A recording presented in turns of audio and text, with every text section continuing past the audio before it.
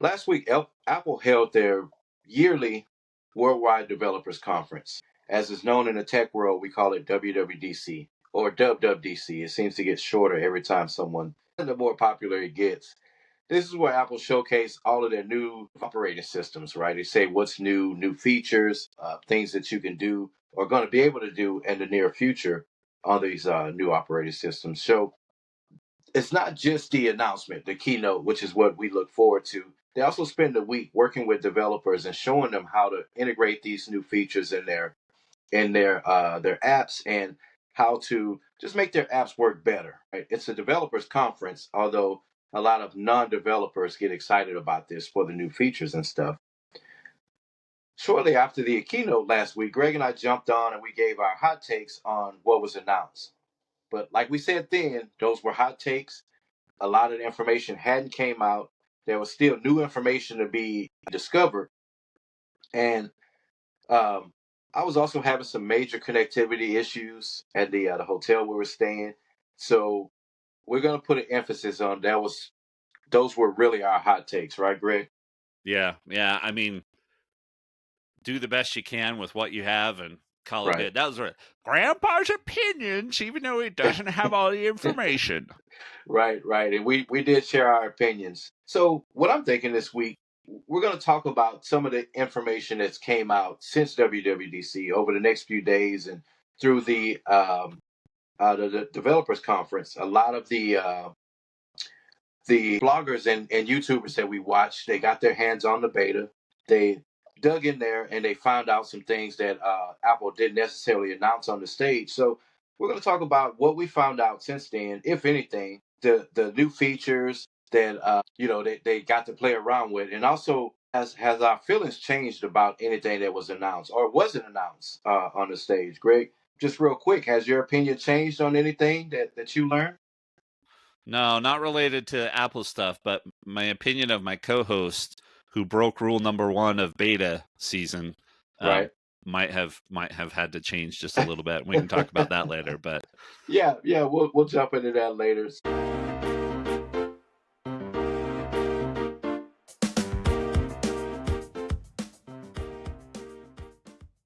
With that, you found Gadgets for Families. We're the tech show where you get two grandpas rambling on about gigabytes and then 10 stations. And I'm your host, Jay Benjamin. And I'm your host, Greg Cunningham. Thanks for joining us today. Super excited to have some fun today. Yeah, we need a break. And, we mentioned a few times that, we appreciate you guys watching. But even if you guys wasn't watching, we just enjoy getting together and talking about tech every week. So this is kind of an last week, outlet for us. Just to give some folks some behind the scenes stuff, but last week with Jason's connectivity issues, he'll talk about it a little bit later. But at one point, I just said, "Hey, if we don't publish the show this week, the most important part, which was you and I just getting together and talking tech, Right. was already done." So, yeah, even if I mean, our numbers are still climbing, just a little bit at a time, but we'll never be a MKBHD.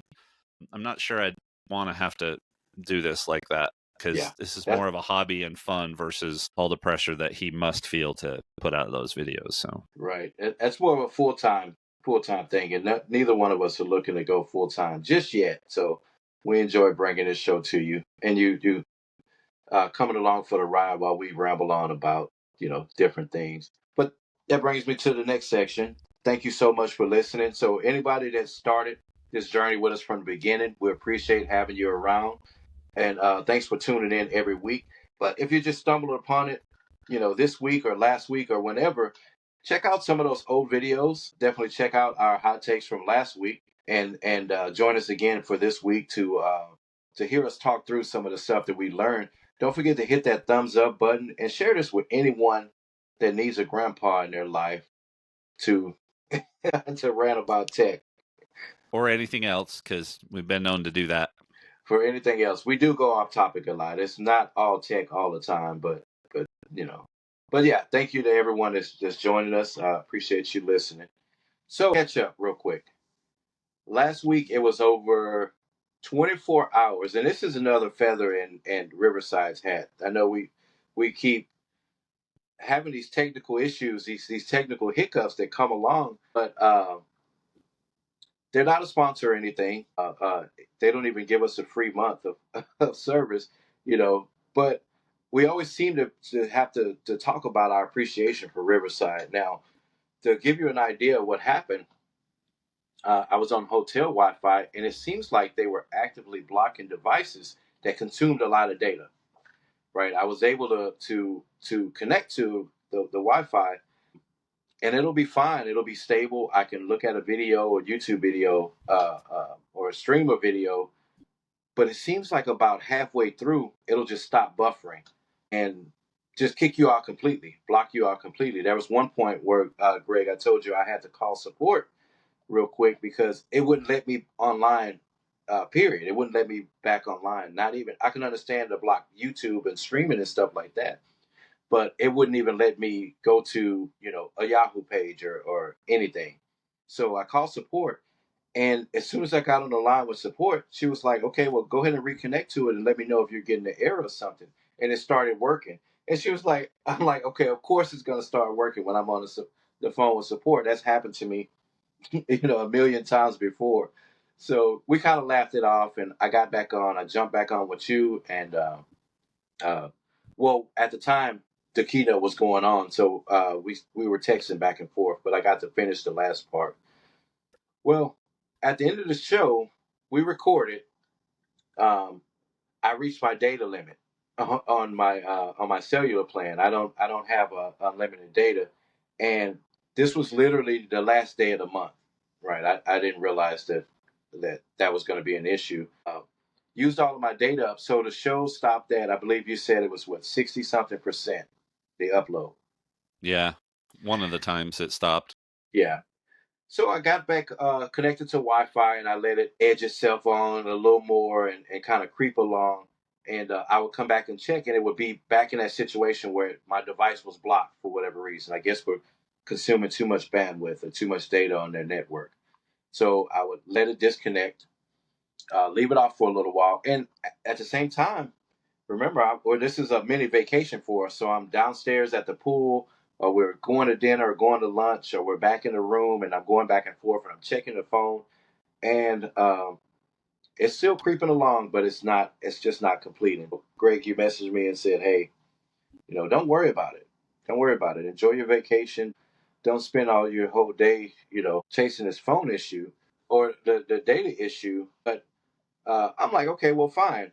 The least I can do is just let it run overnight, right? I plug my phone in, I let it connect to the Wi-Fi, or I'll switch back and forth between Wi-Fi and my wife's hotspot. And I didn't think about it the next day. The next day we got up, I grabbed the phone, I saw it wasn't complete, but I just went ahead anyway. My data was going to renew like midday, like 3 or 4 o'clock or something that day anyway. Jumped in the car, headed to Dallas, checked out of the room, headed to Dallas to finish our little mini vacation. And the USB charger in the car wouldn't charge my phone. It's a Pro Max, and it's an older USB charger, and I didn't have one of those, the cigarette lighter ones, the 12-volt chargers. So the phone ended up dying, and didn't get a chance to recharge it until I was back home on Wi-Fi and everything. So over 24 hours later, we finally reached home, plugged my phone in, let it charge, connect to Wi-Fi. It finished uploading as if nothing, it didn't miss a beat, and I thought that was really cool. Really cool. The phone died, so it was kind of, I guess, in like a frozen state or whatever. It didn't lose any data. It didn't delete my recording. It finished the upload over 24 hours later. I thought that was really cool. Yeah, I mean, I had issues, right, where I had like 3 or 4 different recordings because my internet dropped that one time before I Yeah, switched to my new internet provider and all that kind of stuff. So they've just been rock solid about how they've architected this yeah, and not losing stuff. So kudos, huge yeah, kudos. yeah, So yeah. Now there is something that I can complain about because again, I'm a grandpa and I can find anything to complain about. That's a super right that's super. on, man, right on. They definitely could. If Apple's not going to give us the update we need, and maybe it's something with the iOS architecture, but maybe there's some kind of workaround that they can create to allow us to use multiple devices to record. A lot of it is limitations by iOS. I understand only having one audio channel at the time. That really frustrates me, but there's something that they can do, even if that's release their own hardware or something like that. I would be for a solution like that to allow me to be able to record and still use my iPad and use an external microphone or continuity cam with the phone or something like that. But Yeah. again, Riverside is still pretty good. But my issue was data related, running out of data and being limited on the hotel Wi-Fi, without not consuming too much bandwidth and stuff like that. But after it uploaded, you had another challenge on your end, Greg. You want to talk about that? It wasn't actually a challenge. It was Right. I say it was a uh challenge compared to your home Wi-Fi your yeah, home yeah, one yeah. gig internet. Yeah, I mean, so just to recap for everybody, I switched and got T-Mobile home internet. So I've Right. got it. It's sitting right over here. I'm in a different location and signal here is phenomenal. It goes from perfect to very good. So exceptional to very good. So 5 bars, full bars to 4 bars. It'll bounce a little bit back and forth. But a couple of weeks ago when I was where we're kind of home based right now, the signal there goes from very good to good kind of thing, goes from 4 down to 3 sort of thing. And it took, I think I told you it was going to take an hour or 3 hours or something like that to upload our episode. Now it was a little bit longer episode for sure. That was our 2.5 hour after 2 week break episode. But man, last week, once I got everything done, I thought, okay, now it's going to need to sit here and upload for an hour or two. And it only took 15 minutes to Yeah. upload our hour and a half 4K video up to YouTube. Now, at home on my gig, that would take like 3 minutes. So, definitely different. But I mean, I don't know how you can complain about Yeah. hour and a half 4K video upload on cellular, right, in Yeah. 15 minutes. It just has been super, super rock solid. And I've had it a month now because I just got, I had my new bill cut and all that kind of stuff. And I think I probably used close to 3/4 of a terabyte of data over the course of that first cycle and stuff like that. Okay. So normal usage, and it's been solid here. The only thing we've seen here, and I don't know if it's a function of this, but my kids, when they're watching stuff on Disney Plus, the videos are pausing on occasion, and I don't know that that's necessarily a internet issue because everything else seems to be just fine. So I don't know. There might be something in the Disney Plus app, the latest update or something that's doing it. But I mean, beyond Right. that, it is just rock solid. No more do I have problems when I'm sitting here trying to relax and want to play NBA 2K because for whatever reason you have to be connected to the internet to play the career mode, which is totally stupid. But like MLB, you don't. You just play and then it uploads to the server later. But for whatever reason, for NBA 2K, you've got to be connected to the internet. And so I don't have to worry about that anymore. I used to have to decide if I was going to connect to my phone hotspot or to my dedicated hotspot that I have. And I mean, it's just been solid. And then the bonus of which I told you, right, is that having this internet online here, I can check things when I'm not at the trailer. I Mhm. can, check the temperature, for example, because I've got the HomePod Mini and see if the AC is still Right. running like it's supposed to, and some of those kinds of things. So yeah, I mean, I'm super, super happy with the way T-Mobile's going, and I'm excited to see when we get down to the little bit, because this is a smaller town as well that we're in right now. I'm excited to see when we get to the bigger area, not huge, Right. but bigger area, just how much better it is. So, I mean, I'm It getting should be. 300, 340 download speeds Yeah. Which consistently on my is test. which is really good. Really good. That's where I upgraded from before I got to gig speed internet. So yeah, Yep. that's nothing to complain about at all. I'm with you. Yeah, you're right. I meant based on what you're used to over the Yeah, last few yeah. years, but yeah, definitely not a challenge at all. No. Yeah, so we're able to record being mobile on a podcast, over cellular data. That's or a tech show, being over great distances between with you being in Utah and me being in Texas, and still be able to, I think, pretty pretty good production value. What do you think? Pretty Yeah. good quality No, I show. think it's great. right? Yeah. And the video quality is better.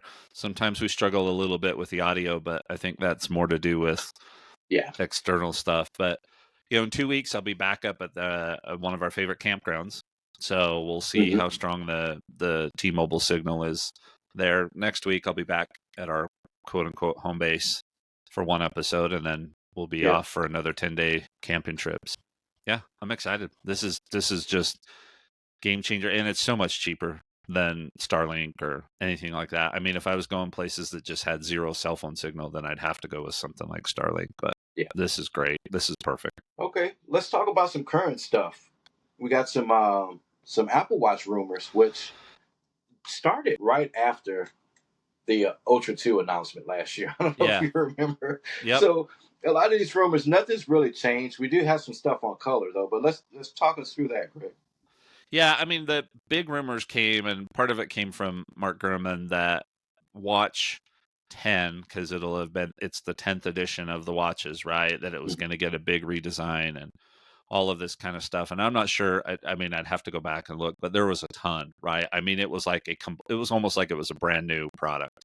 Yeah. And I don't know that that's necessarily the case, but now Ming-Chi Kuo, who does a lot of rumors from the supply chain, because he has contacts in the supply chain. Yeah. And he can leak parts and stuff like that. Yeah. Yep. So he's saying that the Series 10, because last year was the Series 9, so the Series 10 is going to get quite a bit thinner and closer in screen size to the Ultra. So they'll still have two screen sizes, though. So if you want the smaller version, you'll just, instead of getting the biggest version of the regular watch, you'll just get the smaller one now. But it's supposed to go up to that 49. So I think it's supposed to be 49 millimeters, which is what the Ultra is, and then 45 millimeters, which is what the Series 9 is today. So you'd have those two sizes. So I'm wondering if Apple would be able to pull off just the one watch band size. You know what I mean? Eliminate that smaller watch band size, but still give people a smaller watch. You know what I mean? I don't know.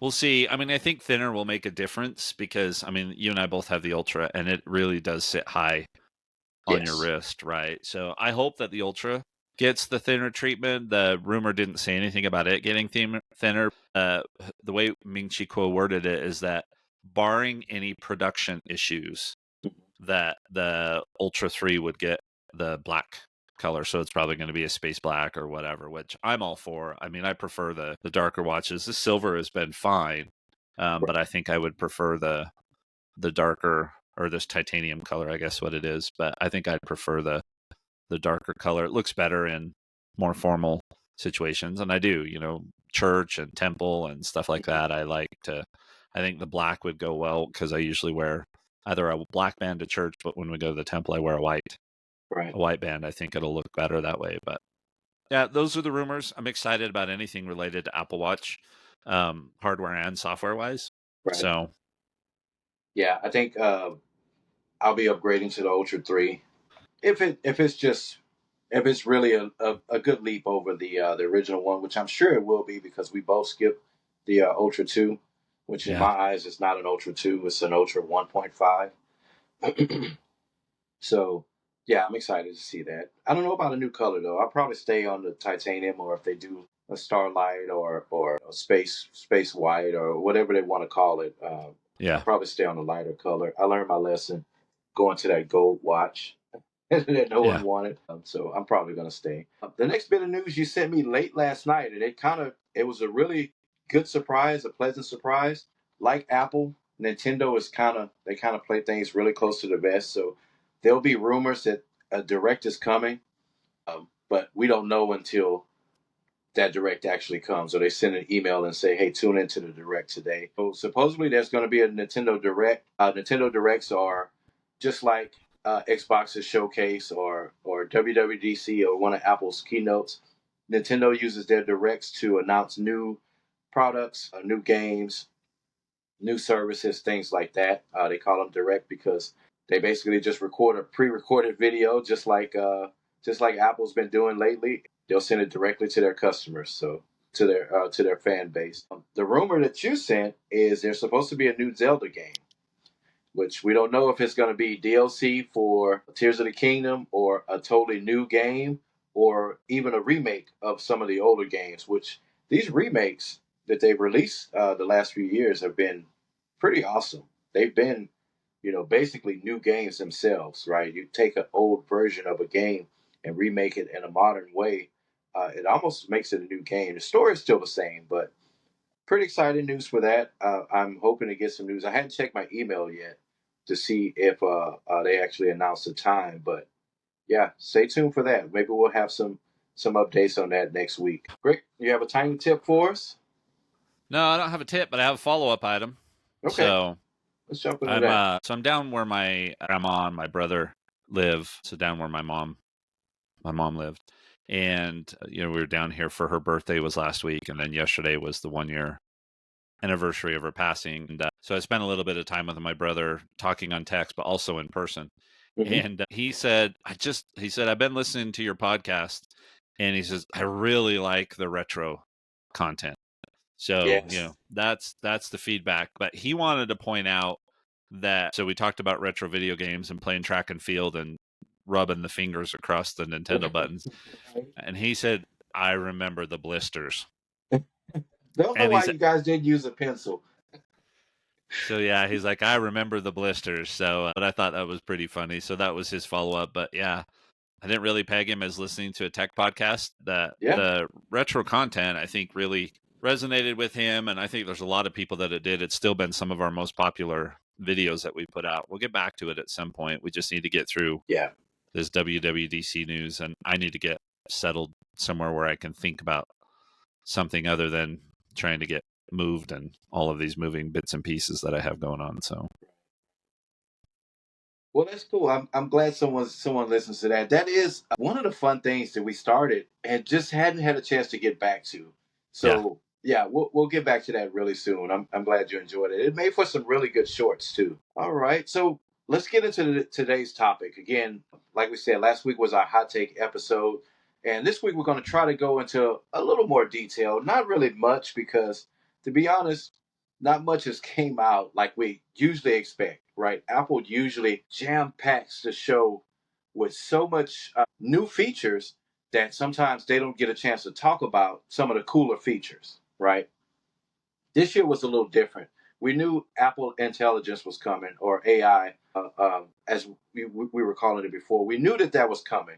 And it seemed to us like, okay, they're going to rush through talking about individual OSs to make room for that, right? You want to spend 30 to 45 minutes talking about this new cutting edge technology. And we're just going to breeze through iPad OS, even though, I'm hanging on the edge of my seat waiting to know about details. We're going to breeze through WatchOS because that's such a not niche because there's millions of watch users, but that's such a smaller portion of what we want to talk about today. So we're going to leave out a ton of features just so we'll have time. But that just wasn't the case. They gave us everything that really stood out, that was really the meat and potatoes of each of these operating systems, and it just kind of left us wanting more.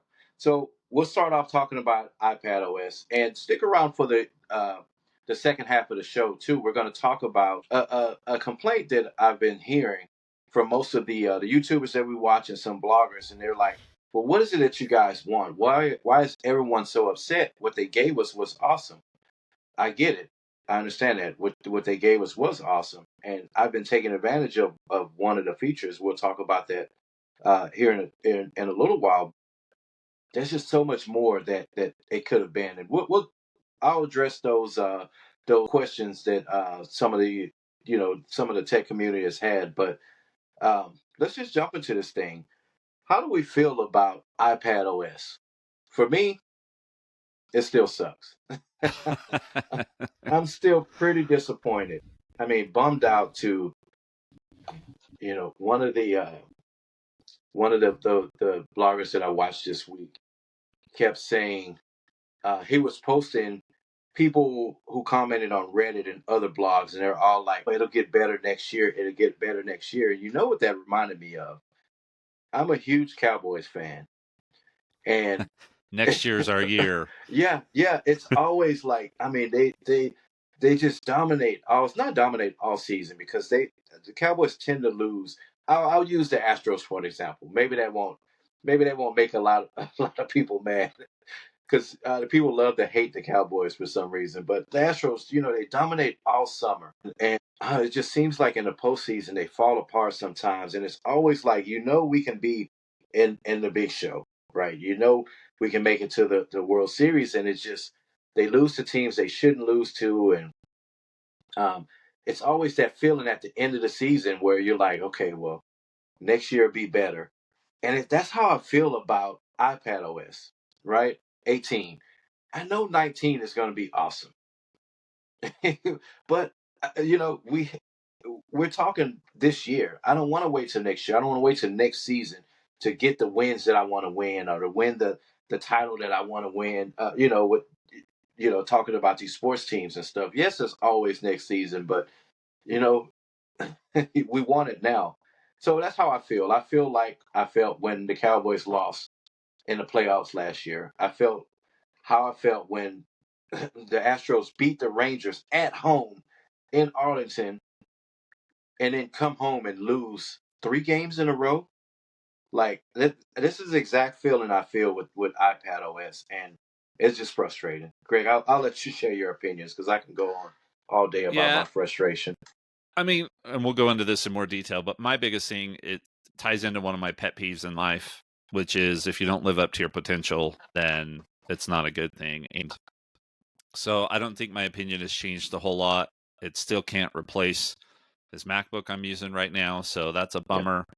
But I don't understand the hardware outpacing the software by so much, and we'll get into this more in detail. So I'm frustrated that I see so much potential in the iPad and it's just not living up to it right now. So again, we'll talk about that. We'll talk about that, what it means for my purchase, because everybody knows that I've been in the market for an iPad.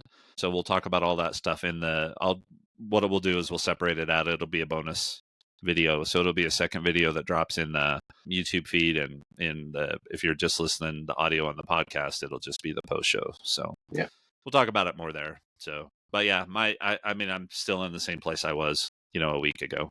Right. So despite my disappointment, I upgraded to the beta. Anyway. Yeah.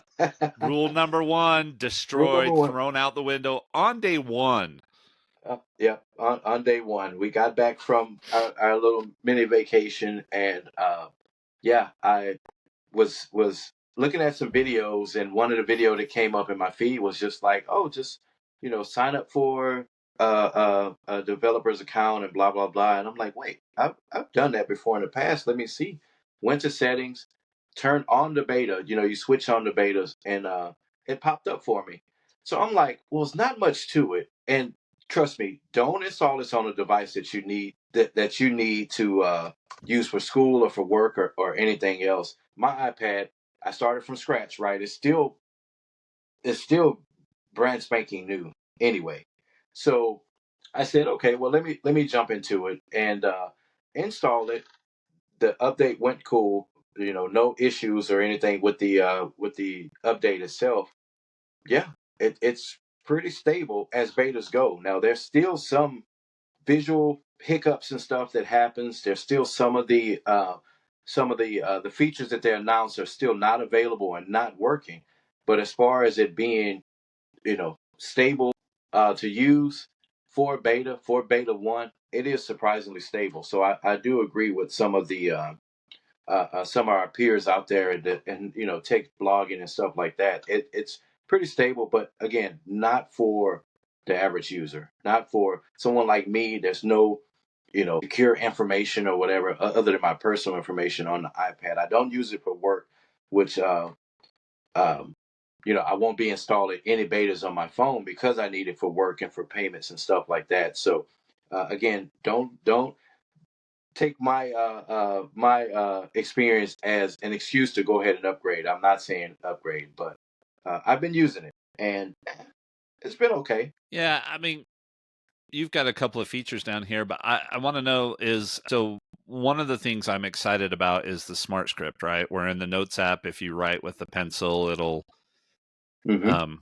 correct your handwriting a little bit, make it more legible. And, then if you basically it's going to turn everything into your handwriting if you want it to be. Is that feature working yet? So I actually hadn't got a chance to play around with that yet.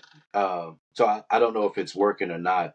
Um, of course, the main features that I wanted to test out, those were the ones I went for immediately, um, which was the the control center and being able to rearrange the control center, customize it the way I want to make Right. it more comfortable to use. That was the main thing that I wanted, that I tested out. And yeah, that is one feature that I used heavily before, and I find myself using it even more because I'm able to customize it in a way that feels more comfortable for me.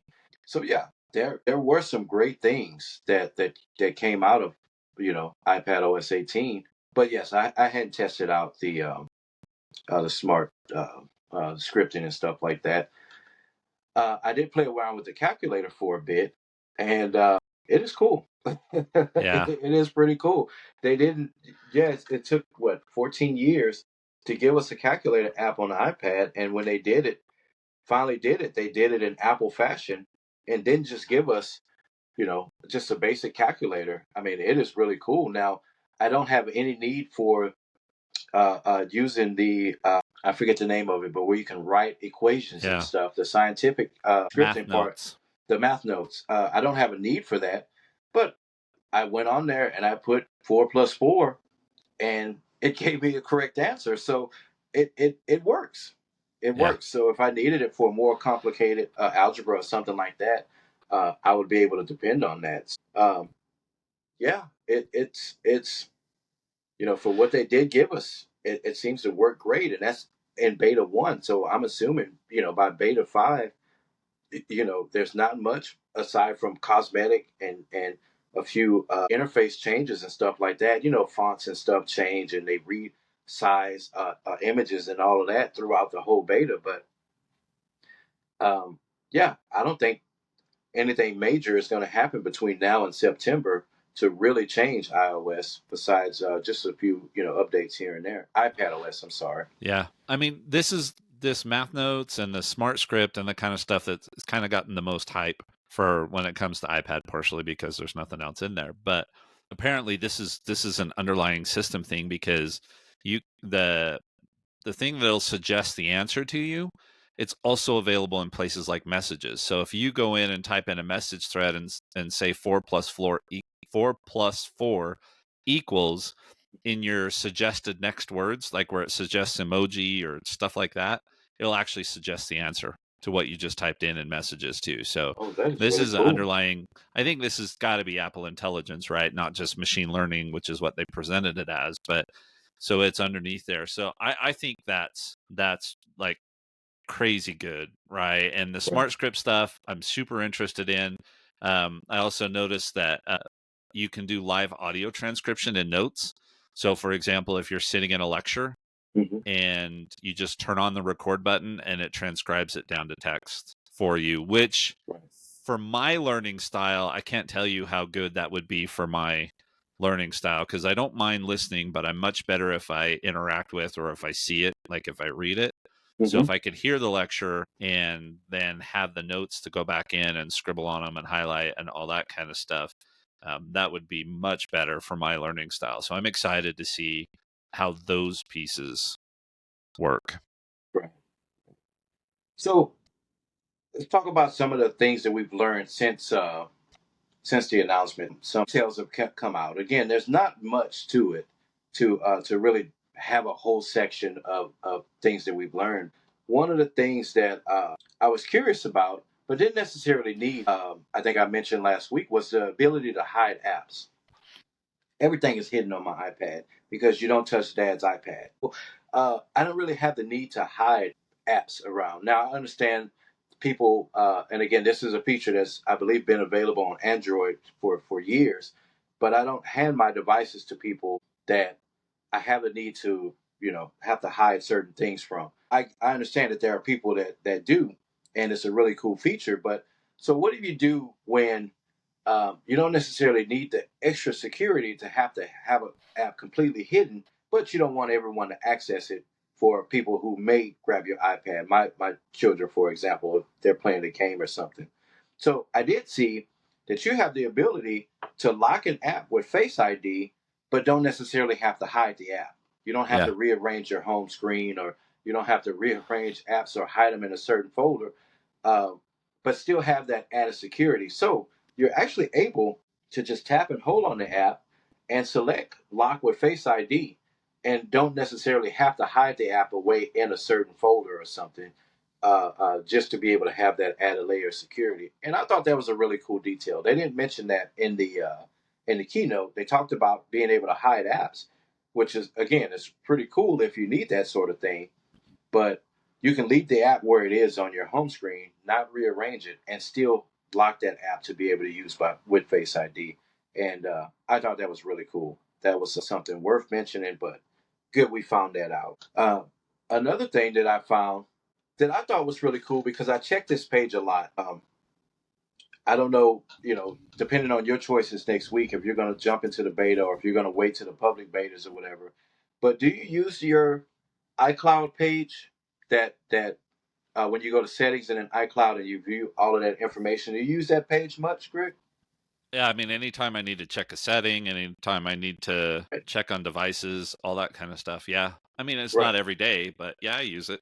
Yeah. So they have a new revamped version of that with the iPad. Now, I'm not sure if this like this on the iPhone too. I believe it is. We'll talk about that when we get down to iOS. But on the iPad, that page has been revamped, and you can see more of your information, how much storage you use, the different devices. You see more of that information at a glance without having to drill down in each of those menus. And it's one of those things, like we always say, like, it's just made better. And then when you finally see it, it's like, well, why wasn't it like this from the start? Or why didn't we get this feature from the start? And those are usually the best changes. Those quality of life changes that are so good that you didn't realize you didn't need it until you see it. It's like, okay, that makes perfect sense. Yeah, it looks really good. So that whole iCloud tab in the settings has been revamped, and on the iPad at least, and it looks really cool. It's also now called Apple Account, not Apple ID. So they've All right, changed I didn't that. even notice that. And I Yeah, they've noticed at the changed it. top. Oh, go Yeah. ahead. Go ahead. Yeah, so it's now Account instead of ID, which I think makes a lot of sense. It also makes me wonder if they're trying to free up the term Apple ID for something in the future too. Right, right. So I'm looking at it, and I noticed at the top it says subscriber. Yeah, subscriber edition. So I don't know if that's because I'm using iCloud Plus. I'm at the lowest tier of iCloud Plus, mainly because, remember, I wanted the storage for the iCloud secure video for my doorbell camera. Right. So maybe because I'm a subscriber of that, I don't know if that's going to change in the future, or if there's maybe they're revamping that for some other additions too, or some different tier levels. But I'm with you. Maybe they're rewording it because of some new features and stuff coming. But yeah, I like this. I like this. It shows how many pictures I have saved to iCloud, how much I'm using in iCloud Drive, how many passwords I have saved, notes, how much space messages is taking up, and it's currently taking up 18.7 gigabytes. I have a huge message. I really Let's need to go see. through that and delete some of my messages. Also, how much space is taken up with mail? I like it. I like it. Quick option to be able to change your plan. Of course, that's going to benefit Apple, for you to be able to change your plan with just a couple of taps and not have to dig down or drill down through a bunch of menus just to upgrade your plan. It's all right here. Private relay. Hide your email. How many of the those fake email addresses that you use whenever you want to sign up for something, and don't want to give away your email address? How many, if you have a custom email, and how many are there? Really cool update to the page. And again, it's terrible that we have to rant so much or talk so much about something as simple as a page rearrangement. You know what I mean? How you can access data, because there's not really much to the update. That really just knocks our socks off. But again, I'm gonna rant later. Stick around in the second half of the show for that. Yeah, really, really great change to the iCloud page. Yeah, simple things. What about you, Greg? Anything? I know you're not a heavy iPad user yet. You may be switching that next week. You may be spending more time on an iPad, but any changes that you found? No, I mean, I think I mentioned most of them as we just talked. I was looking, trying to find the things, and there's Hmm. just not, iPadOS is just not getting a lot of attention. The only thing I Yeah, probably should have done is gone through Brandon Butch's videos on each of these operating systems, because he goes to the he nth does. level of detail, but just didn't get to it this week. So Yeah, I think yeah. I'm His good on his iPhone iPadOS. one, yeah, his iPhone one was good. The password app, being a standalone app now, being a standalone application, I think it's a good move. That thing has improved in just the background over the last few years to where it's actually a competitor now with LastPass and what are some of the other One password Password, manager? and Yeah, yeah. OnePass and things like that. Good move on Apple. I've used the app. There's no hiccups or anything with it because I'm on the beta. It seems to work just fine. You go to it, you can see now your Wi-Fi passwords. Oh, one thing too that was cool that I didn't know.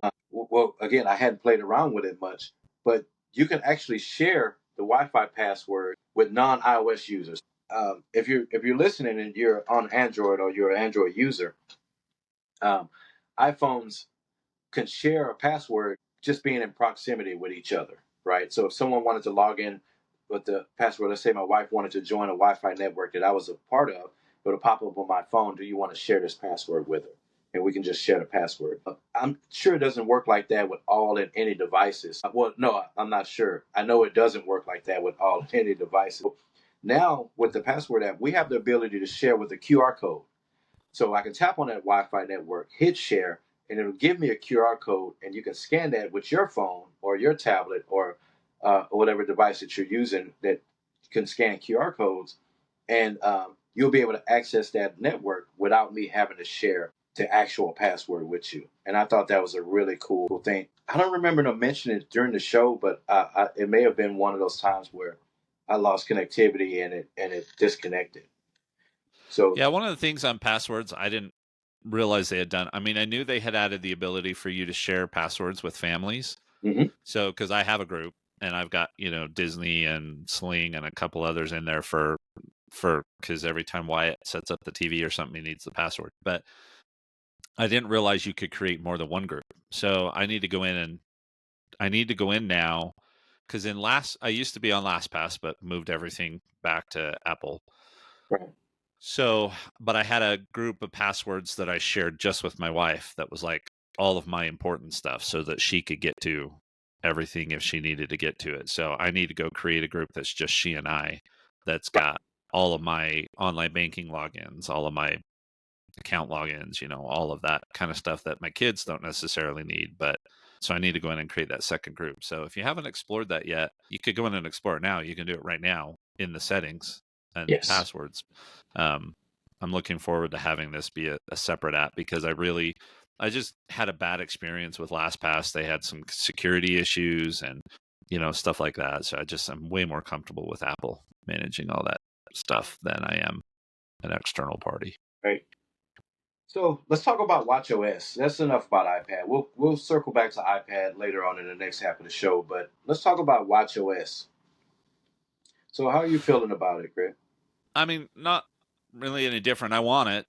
I would like to put it on as soon as I can, especially for this. I mean, like, I've done some pretty big bike rides down here. You get my workout Yep. notifications. I actually did one that was much bigger than I thought it was going to be just the other day, and I want the intensity features. The tracking to tell me, hey, don't go on an epic bike ride today because you're going to do more damage than you are good, and stuff like that. But it's watch, and you can't fix if you have something go wrong on the beta on your watch. You got to take it into a store, I think, still to fix it, and that also means you have to have upgraded your phone. And with everything going on right now, I'm just not ready to put that on. So I'm super excited for it still. Definitely want it. It's also a reason why I'd be looking at the Ultra 3, is to get the double tap improvements that they've done. But I mean, all the stuff we talked about, the smart stacks, the live activities in smart stacks, that kind of stuff is getting pretty good reviews from folks with the beta. So Yeah. I want it, Yeah. but I'm not going to do it. Not Yeah. for not for a while.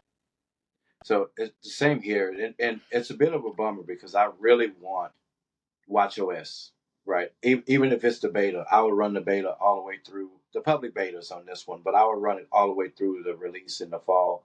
But like I mentioned, there's no way I'm going to upgrade my phone. Not when we're, uh, accepting payments and dealing with my scheduling and stuff like that.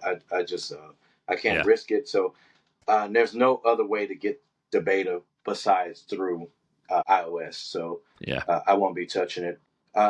As far as any of the new features that you seen came out, it wasn't announced or didn't go into details. What have you been hearing about it? So, ultra wideband home keys. So it used to be you'd have to hold your watch up Yeah. to the lock to unlock it, which is kind of what you do for payments Mm-hmm. right now. But apparently you just have to get close, so you won't have to raise your wrist and hold it onto your lock to So get I'm it to open assuming now. that's only the Series 9 and the Ultra 2, right? I don't Yeah. think that any other one has that ultra wideband. Any of the older watch models, including the original Ultra, I don't think it has an ultra wide No, they radio on may it. have because I think they're on like a second iteration of the ultra wideband. I'm not sure, right? Okay. But Okay. I mean, this isn't relevant for me at the moment anyway. But I Right. thought it was pretty cool. The other one that I think is relevant and hopefully applies to our current watches for the beta, but would be another reason I'd want to upgrade is to be able to change your ringtones. You can't do that right now. You get what you get, and too many of the ringtones are the same, Yeah. right? So notifications have the same thing. And I know a lot of people are saying, well, mine's just always on silent or vibrate only, but I don't. I like how I use my watch, and that includes Yeah. using the ringtone. So you can't do custom. There's no support for that, but you can change your text tones and other types of stuff. So what I'm hoping now is that for example, like my hand washing sounds the same as a text message, or Right. my Ring video doorbell notifications sounded the same as something else before. So this is pretty cool. So, and I can't remember if we talked about it last week or not, but I like the idea of being able to customize the ring, not do custom ringtones, but customize which tones go with which notification. Right. And I know I mentioned that before. I want the ability to be able to get a different, because when someone rings the doorbell, it is basically a text message or any other notification, ESPN or whatever, which is constantly sending me notification or score updates or something like that, and they all sound the same. So again, I'm just glancing at my wrist. It's not a huge undertaking to see what that message is and say, oh, this is something that's not really that important. But being able to hear that it's not important, or I can check it later, or this is something I need to stop what I'm doing, grab my phone or whatever, or respond on the watch. Yeah, I think that's one of those good, good quality of life improvements that the watch needed. Yeah. Yep. But that's it. I mean, not a lot really coming out. They kind of announced everything. So again, if you really want to go to the details, I'd go to Brandon Butch's Right. YouTube video on it, and he'll show you every little tap that changed. Actually, I Yeah. think I watched part of his and I didn't see anything major, but Yeah. Yeah. He really does go into detail. He does a good job. It's good. Just the flow of his videos and everything. He just gives you the information. It's not much. I'm not going to say personality because he has a great personality, but without mentioning other YouTubers, uh, the video is about the content and not about their quirky personality that yeah, yeah. kind of distracts from. So if you want the information, go to Brandon. He'll give you the information. Screen by screen. Right. TV and Vision OS. I kind of combined these two together because there was not much that changed. I would run the betas on those. Of course, if I had a Vision, it wouldn't be for work and anything like that, so I wouldn't have no problem at all throwing a beta on it. Same with tvOS. I would probably do it out in the shop. Well, my daughter has it now. She's commandeered it now because of her TV issues. I would run it on that TV only because I want Snoopy earlier. I want those screensavers earlier. I don't even know if they're available because it could be one of those things where they'll give that feature right before the release candidate or the golden master or whatever they call it, the last version of it. But what about you? Would you run a tvOS beta? I mean, I watch TV. It's just with everything going on right now. I mean, maybe if I was at home, I'd consider it for Snoopy because my grandkids still want to come up to my watch and tap Snoopy to get him to do something different. But probably not. I mean, it's just tvOS. So what about the Vision? If you would have had the Vision, or if you were to be considering purchasing one next week, would you be getting it and throwing that beta on? Yeah, I think I would put the beta on. So, you wanted to know how we feel about this stuff. And, I was pretty set on not even worrying about doing a demo of the Vision OM. But I have moved, not much, but I have moved a little bit towards I think there might be a place for it in my life. So, yeah.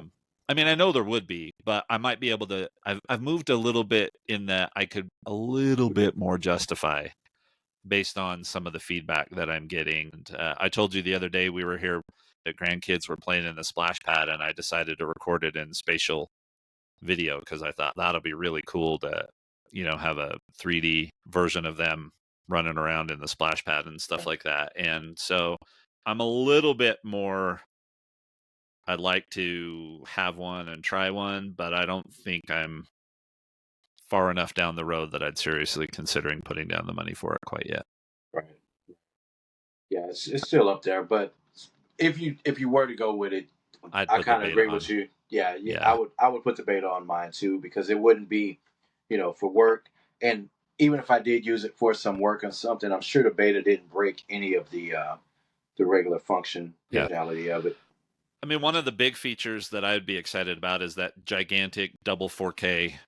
So, the equivalent of two 4K displays, but apparently that's not coming until later this year. The good thing Apple's done on their website this year is if you go in and look at the summaries of each of the OSs, is they clearly call out which ones are coming later this year, which ones are coming next year. So there's a little box on there that says that, so you can kind of see that. And so that one's coming next year. But the keyboard pass-through, which was a big deal, you couldn't see your keyboard if you were immersed in an environment and trying to type. You couldn't see your keyboard, but now it'll recognize Apple keyboards. Not all keyboards. I guess some people have gotten other keyboards to work sort of kind of sometimes. But so if you got an Apple Magic keyboard, or if you're doing Mac display mode, it'll recognize your Mac keyboard as well. So it actually, you can see where your hands are and where they're typing and stuff like that. And then the interactions, like you can fist bump instead of just high five now if you're on a FaceTime call with somebody. The hand stuff is a little better. Mike Hurley was clear to point out that you can customize your glasses, but his mouth still does not move because of his beard and his mustache is what he's thinking. But so yeah, those are the new things that have come. Oh, and the other thing that didn't get mentioned that was a big deal is you couldn't customize your home apps. You couldn't move them around and reorder them and that kind of stuff. But now you can. So that was another new feature that came out. So, all in all, it moved it forward a little bit. I mean, not bad considering they've only had 4 months since they released the 1.0. I don't think it's really a true 2.0, but I think they just incremented it. Like you said about the Astros or the Cowboys, next year, let's see what they really come up with after they've had a full year to go in and do stuff rather than just the few months they had. Yeah. So the customized home view, would that be one of the features available this year? And in the fall, I think it's available right now on the beta. So yeah. Okay, cool. And we didn't point that out. Just to reiterate, going back to iPadOS, one of the things that iPadOS did get was all the home screen customization stuff. We talked about it last week, but just to point out to folks, that normally does not happen. I mean, when we got widgets, they came to iOS, and a year later they came to iPad, sorta, and it was only the year after that they really fully came. So usually that kind of customization and stuff like that is delayed a year. So at least iPadOS got that. I don't know if Apple said, crap, we're not giving them anything. We better just give them that this year. Yeah. Right. Yeah. So let's do something. Yeah. So let's talk about iOS. Now, this one originally I had first, right? Because we always just go down the line, iOS, iPadOS, and we talk about the other stuff. So I saved this one for last because I don't have the anger that I have with iPadOS with iOS. There are really some cool, useful things that's come out that I'm actually excited for. Again, I won't be doing the beta. I have to wait for just a general release this fall. But I just don't know why. Now, I know you heard me complain before, and you're going to hear me complain in the next half of the show. I would hate the fact that iPad OS was always just an afterthought to iOS, and it seems like that's again this year. I'm not going to get started on that rant. Going into it the way I went into it, everything that they gave and announced on iOS, I'm like, okay, that's really cool. I just wasn't expecting anything major. Greg, you said from the start you didn't go in with high expectations at all. So No. after a week of seeing people play around with it, getting more information, how are you feeling about iOS? Has it changed or? Yeah, I mean, I'm probably going to do public betas in, let's say, the August, end of July, August Okay, timeframe. So I'll okay, probably put it on there. I mean, there are some pretty cool things. Some of it I don't know how it's going to work on with people that aren't on the betas, right? That aren't on hmm 18. So we'll see with that. So I'm okay with this. I mean, I do use my phone a little more when I'm mobile, like I am when I'm out, hmm camping and stuff like that, just because I'm not sitting at my desk working as much. So, I'm still excited about the stuff I was excited about. The messaging features, I think, are still my absolute favorite things, and we can drop a little more information on those here in just a second. But those messaging features, I think, are still my favorite, and especially when you tie in some of the AI, stuff like that. right. I'm excited about some of those kinds of things. So, yeah, I'm excited for it. I'll put it on.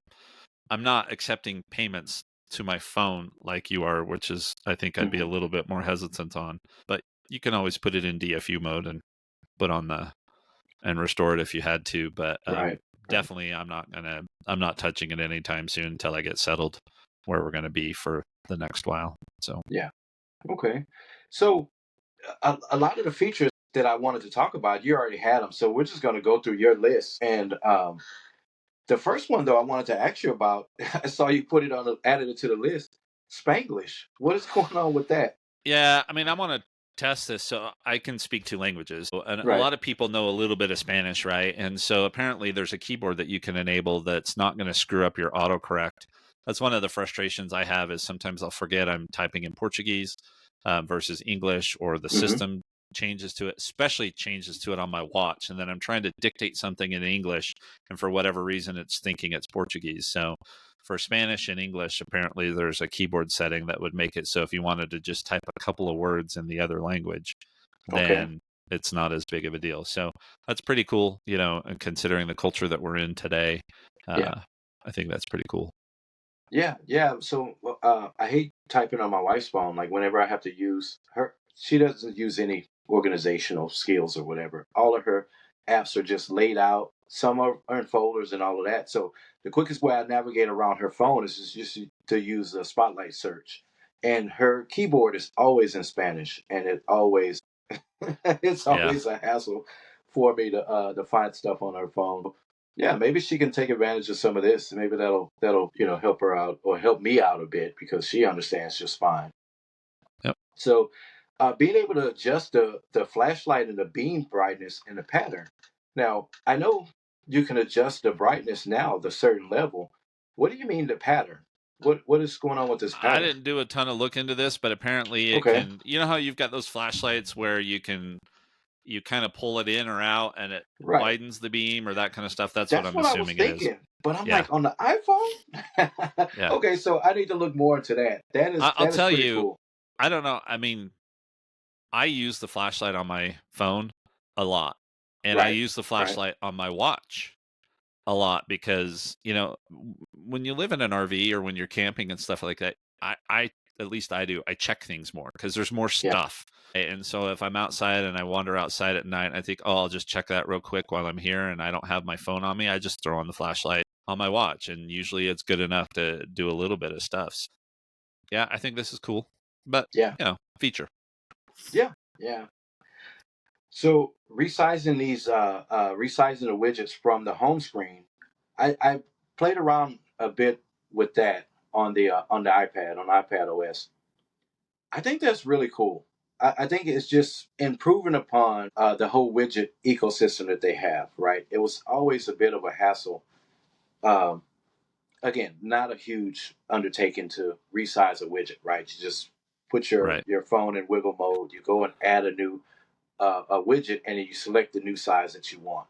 Well, now you can do that right from the home screen on iPad OS and iOS. And I've been playing around with it a bit. It's really cool. I think that's a really good addition. Now, with the control center, you can do it the same, although it's really not working with every widget that every control that you can put in the control center.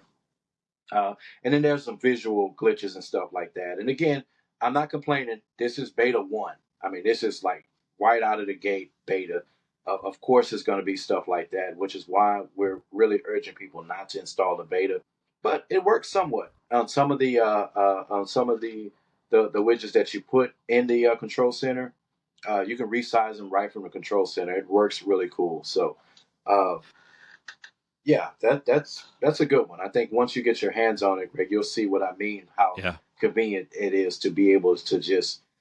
I don't want this widget to take up so much of the screen. Not have to delete that widget and go and re-add another Yeah. one and all that. You can just grab it and just resize it right then. It really gets good. Really gets pretty handy. Also, you can resize it all the way down to just the app icon, which is really cool. I'm not just talking about resizing the widget. You can have a big 4-panel widget and you can drop that all the way down to just the app if you just want the app icon. Really cool. Really Yeah. cool. I'm anytime I can make the changes I want to make right where I want them to be effective and not be going into some other screen or other mode or something like that, Mm-hmm. I think it's a great thing. So this is one of those things where we've talked about how complex these operating systems are getting, and discoverability is a problem. But if I just Yeah. tap and hold on a widget and it pops up and says, "Oh, did you want this to be bigger? Do you want it to be smaller?" Right? And it's right then and there, and I don't have to know that, "Oh, that didn't work the way I thought. How do I fix it?" I think that's a good thing. So voicemail notifications now included in transcriptions. I didn't know that wasn't available. I didn't know. Well, I don't so really. the voicemails, you can go into your voicemail and you can see the transcription there. But now when you get, and you used to just get a green notification that said, hey, because it's phone, you used to just get a green notification that says you have a voicemail. Well, now it Mm-hmm. actually includes the transcription. And the one post that I saw in this said, I thought this was a text message. So, you don't have to go into the phone, into the voicemail. You can just see the transcription right from the notification that pops up. So, all those robot calls that say, we're conducting a survey, you can just see that pop up right on there and just get rid of it and never go into the phone app to deal with it. So I thought that was pretty cool. It is cool, and it's one of those things where I know I kept going on about this. We were using already in a different, ecosystem or a different application already for years. So Apple's kind of catching up with that. That's been Google Voice, which is my main mode of regular phone communications. Right, I use my phone service for data, so I can use iMessage and FaceTime audio and things like that to communicate with friends and family. But if someone calls me, they call my number, it's in my Google Voice, and it's always been transcribing my voicemails and stuff. So Yeah. that's why I say I didn't know that wasn't a thing already with iOS, but yeah, good addition. Those noise cancellation customizations to the AirPod Pro. Now, remember, I was saying I'm not sure if the older ones, so it does look like it's just going to be the Pro 2s. Well, this And is a different thing. So we talked about what were the features that we talked? Oh, the nod or right, shake your head. And we think that's coming there, but to the regular AirPods. But this is the ability to actually, it sounds like you can, because there's transparency mode and there's right, noise cancellation, right? And so you can adjust the filter. You can adjust where you are in there instead of just going one or the other, okay, which sounds super super super cool to me. I want to test when I get a chance, or hopefully I can find it. But one of the things, like, because there's conversation awareness, right, which is supposed to turn down the volume and then pause if you start talking to somebody. right. I've Which got it is which off. is on those latest ones, Yeah, right? I've got it off because if I'm listening to music and I start singing along, it thinks I'm talking to somebody. So Right, come right, on, use the Apple Intelligence to solve that problem too. But yeah, I think the ability to kind of fluctuate between, because there's sometimes when I'm sitting by a noisy road or something like that that I may want to dial it closer to noise cancellation, but I don't want full noise cancellation. The only place I really like full noise cancellation is on an airplane. Other than that, I'm in. the adaptive transparency or whatever they call it now, where it kind of auto adjusts that kind of stuff. So, yeah, that's what this is supposed to be. So Okay. Well, still a really cool feature. It's good that they can, they sell you a product and you already have it for a year and a half or however long it is. It's good that, because it's limited hardware anyway, right? We're talking about tiny, tiny batteries, tiny speakers, tiny yeah, everything, and they can still improve that hardware just through software. Yeah, not many companies would do stuff like that. I know I'm down on Apple for a lot of things, but I mean, just imagine all the stuff that you buy. You buy it as is. They'll give you a couple of software updates. After a few months, the company is done with it, the manufacturer is done with it, and um, for all intents and purposes, if you want anything new out of that product, you're going to have to upgrade to the next version. And at least yeah, Apple will give you some features and some software years into the lifespan of that device. So yeah. Unless your really name cool. is Jason Benjamin, if you're a heavy AirPods user, they last about 2 years, and then you got to Yeah, replace them. yeah. So I will say this though, my AirPods, I'm ready for some new ones. When I do the noise cancellation, one of them is letting more noise through than the other one. Yeah, So I think something's going on with that. I need to either try to it's force a time. software update or yeah, just go ahead and upgrade them. But battery life is still great. The functionality is still great. I really don't use the because I don't like to block out the world, especially when I'm with the family and stuff, or I'm up late at night by myself. I don't like to use that. I use transparency mode more than anything, and which kills the battery, right? But still, they're still great. So I don't know. As much as I complain about Apple, I talked about my daughter's TV going out a few months after the manufacturer warranty. I wouldn't mind these AirPods going out, so I have an excuse to update, but they still keep trucking along. I don't know what's Oh, going on. But yeah. my wife is still in love with those Beats Pros that you recommended. Remember, you sent me the link. You have found a real awesome deal. I mean, and she uses those things daily. They stay in her ears. So Yep. yeah, good tip with that. What else? What do we have next here? Messages via Yeah. satellite. So it is free, at Okay. least for now. I mean, I think eventually this becomes part of your iCloud subscription, but so it is free for now. But the surprising thing is it does not have as many restrictions as you think it might.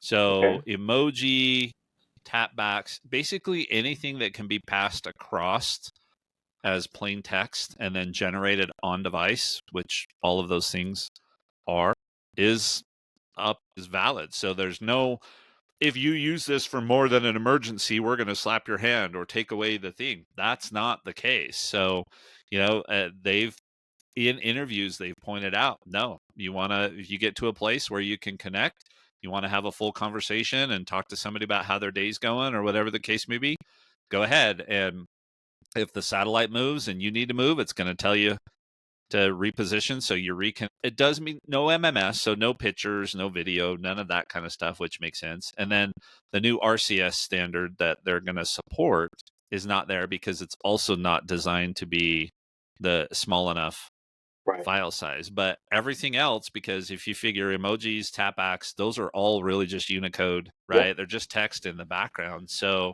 this is super, super cool. Um, not to go down a complete rabbit hole, but if they can start figuring out how to do this for phone calls and then eventually for data, the cell phone carriers should be shaking in their Yeah. boots. Because, I mean, if Apple had a cell infrastructure, absolutely, I'd give them my money over I think Verizon, so too. AT&T, Yeah. all that kind of stuff, unless there was some major thing, even if it cost me a little bit more. So no, this is something I'm excited about because there are times when I'm out on bike rides where maybe not for the whole ride, but there are certain places where I can't get cell phone signal and stuff like that. So I think this is really cool. So once I get on this, I'll have to go find a place where I don't have cell phone signal and Yeah. send some Test it out. messages to you. Yeah, that is really cool, and that's one of the things we weren't sure about. Was there going to be a monthly charge or some kind of billing arrangement or with the carriers or something? Yeah. Yeah, this is a really good move on Apple's part. I like that. Yeah. Then the other one that's sort of related to that and I want to make it clear because this came up on Upgrade and they were very specific about it. So this was helpful for me. There's a difference between satellite and emergency SOS. So emergency SOS is when your cell phone carrier is not available in the area, but another one is. So in those circumstances, there's a law, at least in the US, that says you have to be able to place an emergency phone call, right? That carriers can't block you from doing that, even if you don't have roaming, or, that used to be a bigger deal in the past. But now, if you're in that circumstance, you can actually, the emergency providers could ask you to turn on video. And, I see that as a huge plus because they could say, hey, can you show me what you're looking at? Or can you show me the Yeah, terrain if they so we can can't come find you. find you? Right, right. Yeah. So this was pretty cool. It was something that I just heard on Upgrade this week or last week, whatever week it was. Yeah, that is really cool. I mean, that's going to help out a lot. You, you know, I mean, the number one use case I can think of is if you're lost, right? Yeah. I told you it's one time when I had the flu or something, and this is a little side thing, but I told you I was sick in the bed, which is rare for me. I don't get sick because I can't afford it, so I just don't get sick. But I was in the bed for maybe 3 or 4 days, and I was watching a show about people who survive like extreme circumstances and stuff.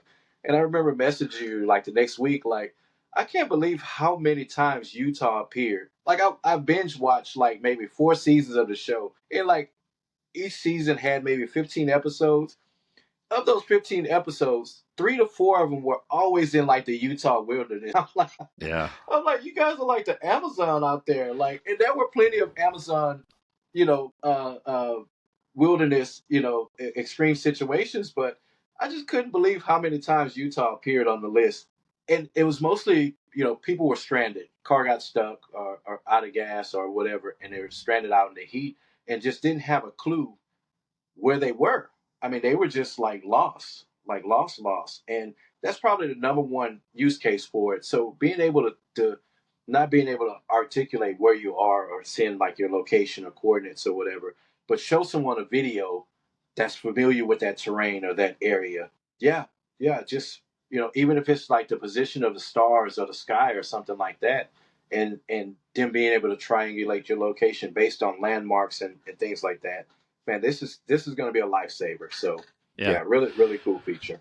And I think I'll just briefly say this, but because I think it's a topic for another show, but I think it was Mike Hurley talked about Apple Watch and said, because he's a big fan of mechanical watches, but he said his problem now is that he feels it's almost, what's the word he used? Unconscionable, or whatever you want to call it, right? To actually not wear an Apple Watch because of all the things that it can help you with your health, right? So I think this is a direction that Apple is headed. Tim Cook has talked about how, yes, they make great products, but, where they could really make a difference is in the health arena. Well, if you think about quality of life arena, right? If with all these features, messaging, SOS, location tracking, the health benefits of the Apple Watch, the new Vitals app that's coming out, all of these different types of things, I know they're expensive and not everybody's a fan. And there are Android or other equivalents of a lot of this stuff, but they are really making it, they're really pushing into this territory where it's like, if you're not in the Apple ecosystem, what are you doing?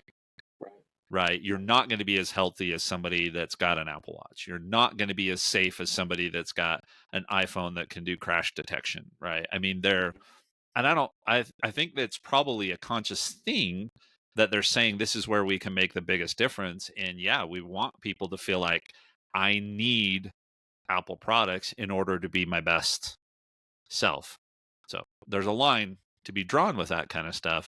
But I mean, you just look at all this kind of stuff. If I was had a brand new teenager driving, like when we lived in Houston, and Dustin was driving clear down to Sugarland to the mall down there. That's where his small group rehearsals were.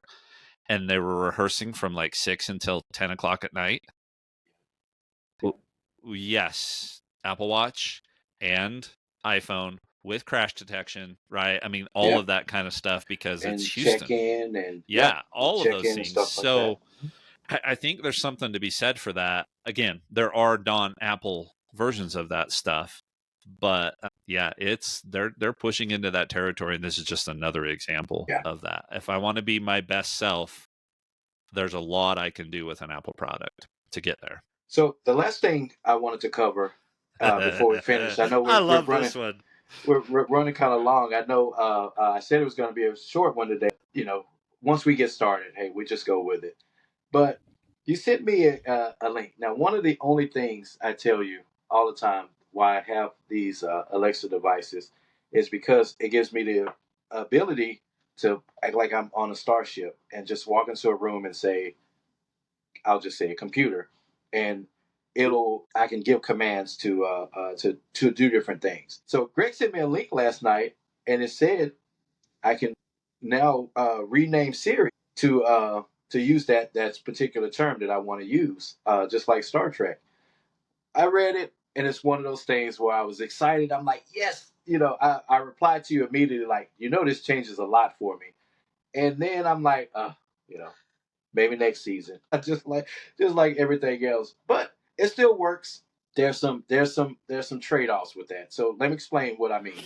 Now, you can only invoke Apple's assistant by saying either saying "Hey Siri," or last year they updated it where you can just say Siri. Now my iPad's listening to me. Let me cancel that. And with the watch, you can just say Siri, Right. and it'll wait for those commands. Now, through the magic of shortcuts, uh, you can change that. So I say it's a trade-off because you're not actually changing the name like you do on the Amazon devices. You're not actually changing that wake word is what they call it. But you're adding another step to it by creating this shortcut that's going to allow that to access, to invoke Siri or whatever. So there's a bit of a delay with it. I hadn't tested it out myself. I was actually going to do that today when I got time later to play with it. But from what the article was explaining, there's a bit of a delay. So when you get used to that delay, right, you'll say whatever name or you want to use to invoke. Then the device processes that, and then it invokes Siri, and then you'll give your command. So once you get used to that brief little pause, yeah, it pretty much works the way that you want it to work. Not quite the way I want it to work, where it's actually changing that name. Instead of addressing it as Siri, you can address it as whatever you want to, name it. Um, Not quite there, but it is a good workaround. So it really was a cool article that you sent. Have you Yeah, got a chance to play around with? I'm just Oh no, waiting. because you're not going to do the I'm beta. not on the beta, but Right, right, right. I'm just waiting for you to be able to tell your iPad to computer turn off the lights or Yeah. computer beam me to the shop. Yeah. So I'm gonna play around with it when I get a chance later today. The delay doesn't bother me because, believe it or not, um, these Amazon devices don't work as good as Siri. I know I have 10 of them around the house, and I know Jeff Bezos is listening to me right now through mine, and he's probably going to disable all of these, but they really don't work as good or as fast. Like I can issue the same command to my Alexa device and issue the same command through Siri through my Apple Watch or my phone, and it works faster. It just works better through Apple.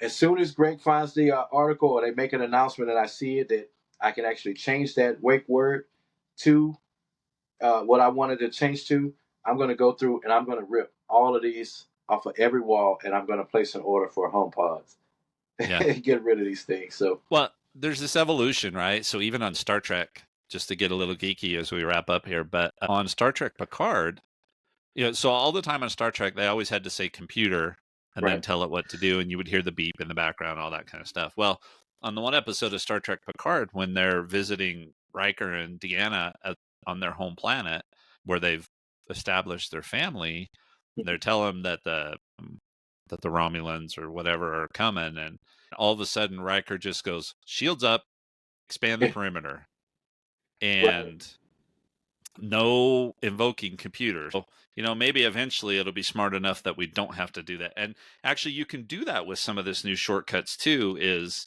you can set a specific phrase for a specific shortcut, right? And so you just say the phrase and then it executes the shortcut. I think that's how that part's supposed to work. So anyway, so I'm excited to see where this goes, and definitely something that I'll want to fiddle around with. And like I have one that's about logging my blood pressure. When I take my blood pressure, I have a shortcut that does that. So I'd like to, maybe make it easier to do that. So we'll see. Yeah. Well, that was all I had today. Again, that was supposed to be our short and sweet episode, but again, once we start talking about the stuff that we love, we kind of go on and on about it. But that was all, Greg. What do we have planned for next week? Or do we have anything planned for next week? Yeah. So next week, Jason and I'm hoping stick around for the post show to find out some purchases that I think I'll be making before next week's show. So we'll talk about those. But Jason and I are going to dive into a topic that's come up that's really got some people worked up. And this is about some of the intelligence features that Apple has come up with. And the topic's going to be, is the feature the problem? Is the company that releases the feature the problem? Or are the people that misuse the feature the problem? And we're going to get philosophical. We're dads, we're grandpas, so we definitely understand some of where this stuff is coming from. But we're going to have a conversation about tech, the good part of tech, and some of that kind of stuff. So that's a little bit vague, but know that next week's going to be a little bit philosophical about some of this kind of stuff. And we thought about doing it in the bonus episode today, but I think everything is too hot right now. I think there's quite a bit of emotion because Jason and we're grandpas. We have very strong opinions. So we want to let that settle down just a little bit and have some time to think about it. And that's what we'll cover next week, I think. Yeah. So we'll give you some clear thoughts. I think I have a title for it already. Is lesser intelligence ruining artificial intelligence? But we'll dive into that next week. It is a pretty serious topic, and it goes back to when we talked about some of those fears and things that people have about artificial intelligence as it is, right? This just adds fuel to that fire, and we'll let things cool down a little bit, and we can give you some clearer thoughts about where we fall on those issues. So, thanks for listening. Again, share this with anyone that needs a grandpa to complain. Especially this next one, because I'm about to really go into a rant. I tried to take it easy on this half of the show, but if you're going to stick around for the post show or the next half of the show, you're really going to hear Grandpa complain. But thanks for listening, folks. We'll see you next week. Greg, you have a closing for us? Nope. Have a good one and be ready for next week. All right. Thanks for listening, folks.